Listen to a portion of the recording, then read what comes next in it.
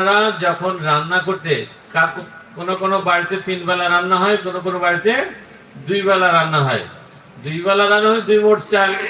আর রান্না করার আগে আপনার যে চাল যে পাত্রে নিয়েছেন ওখান থেকে আলাদা করে রাখতে হবে না, ওখান থেকে 1 মুঠ উঠিয়ে রাখা দেবেন রাধা গিরিধারীর জন্য। ঠিক আছে?